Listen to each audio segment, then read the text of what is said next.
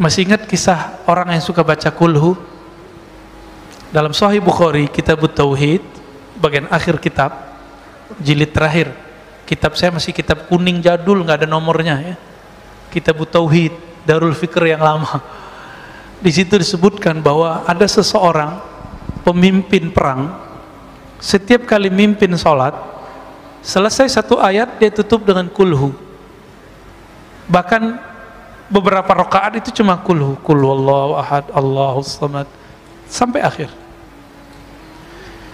Akhirnya bikin yang di belakang bertanya-tanya, emang gak ada ayat lain? Kira-kira gitu ya. Kenapa sih ini orang bacanya ayatnya itu aja, Al-Ikhlas mulu. Pulang ke Madinah, sahabat-sahabat yang jadi makmum ini melaporkan apa yang dia lihat, padahal Nabi gak pernah menyuruh begitu. Ini artinya apa?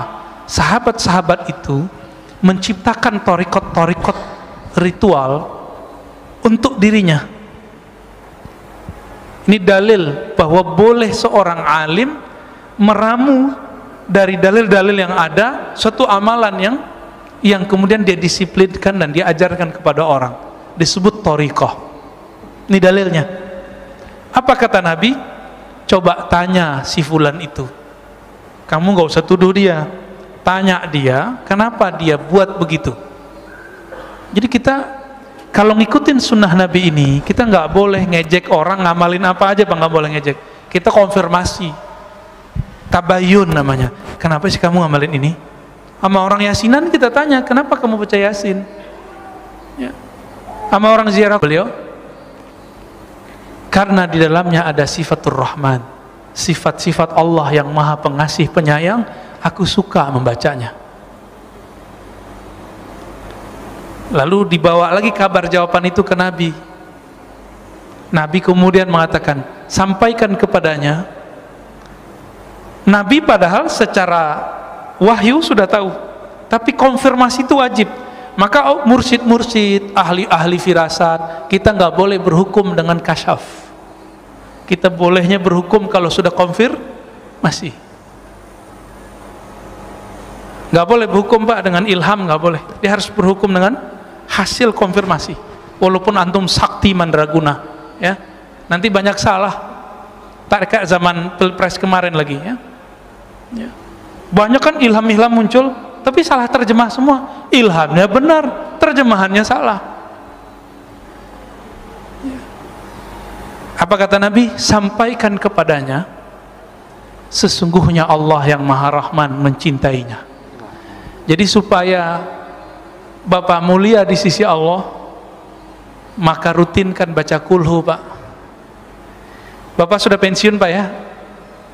Sudah? Belum? Belum? Ya udah, musim libur Sabtu Minggu dan WFH, jangan kurang baca kulhu setiap sholat.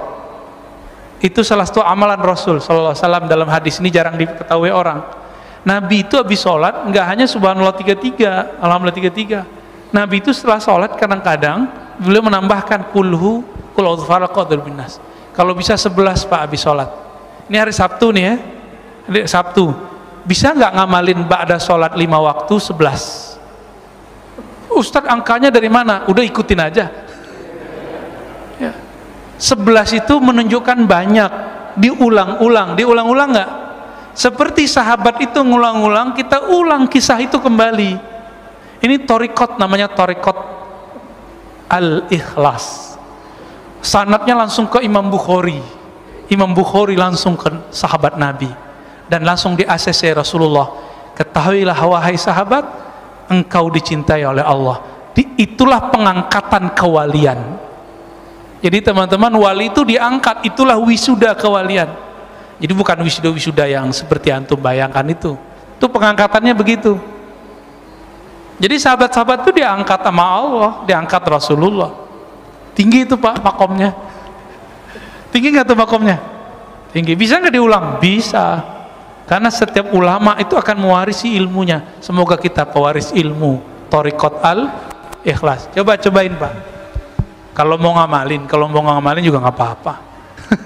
Ya. Kalau saya suka baca Al-Ikhlas, ya. Kalau dulu masih remaja, tapi remaja saya udah nikah Pak. Saya ngamalinnya semalam 1000-an. Ya. 1000 kita ngamalin hampir tiap malam. Nah, sekarang karena sok sibuk, nggak ngerjain sebanyak